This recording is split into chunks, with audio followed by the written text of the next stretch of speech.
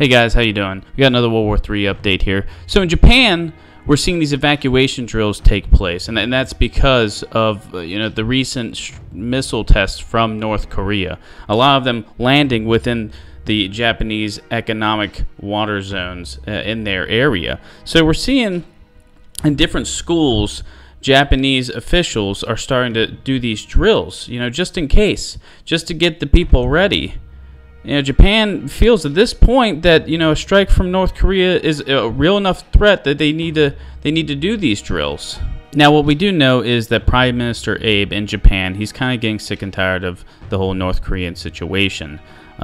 He wants to take concrete action along with the United States to combat North Korea, because their missile program, as we've stated before, is far more efficient than most experts believed, especially after the past 2 months of missile tests that they've conducted. Now, to deal with North Korea, some of these concrete steps we've taken is through the UN. The UN Security Council, through unanimous vote, voted that sanctions were to be placed on North Korea and those who trade with North Korea. And these are some concrete steps to take. The only problem is sanctions, aren't something new when it comes to North Korea. And we've seen a lot of times China's been the one, the loophole for North Korea. But we're starting to see China maybe, back off Kim Jong-un a little bit. But in China's place, we're seeing Russia increase their trade with North Korea, which is kind of troubling.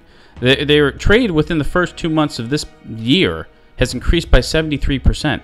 We've seen the ferry in between Russia and North Korea, but also Russian and North Korean officials met to upgrade the railroad system that's in between them. And also, again, another big thing that happened was the labor treaty between Russia and North Korea increased to around 40,000 individuals to work in construction and timber in Russia.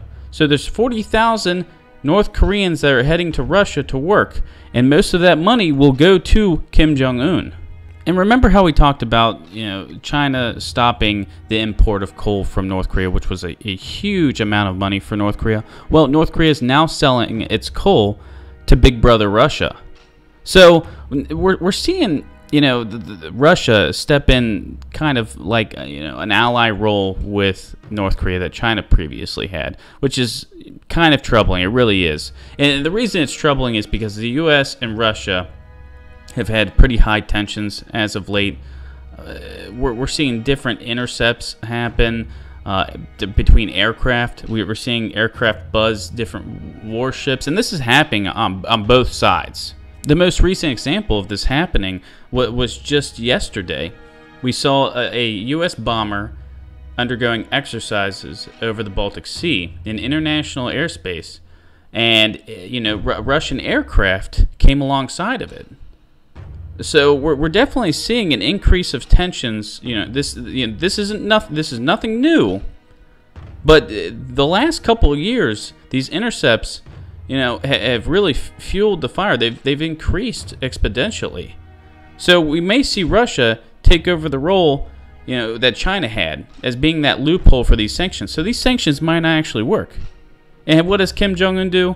He puts his Air Force on high alert, telling his Air Force to get ready to bomb enemy aircraft carriers. And who's in the area that has the aircraft carriers? The United States of America. Currently we have 2, we have 1 on the way. They're doing exercises with South Korea, Japan as a deterrence to North Korea. Now, none of this will lead to peace. None of it. So we're seeing the situation in North Korea really ramp up here. We had Dr. George Friedman, an international expert, come and say, hey, a U.S. attack on North Korea is pretty imminent. We can't stop their missile program. They're not going to stop their nuclear ambitions.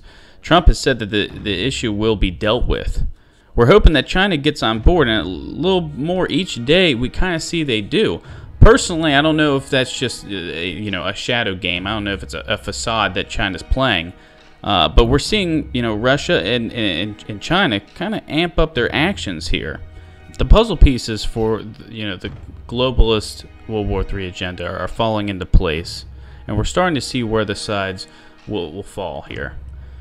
Whether it's North Korea or Syria or Qatar now, Yemen, Iran, Saudi Arabia, whichever crisis explodes into a global conflict, the pieces are falling into place. All right. Trump said he's going to deal with North Korea.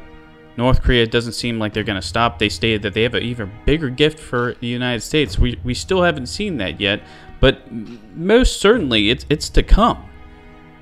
We're just going to have to see if the U.S. does strike North Korea, how China responds, how Russia responds.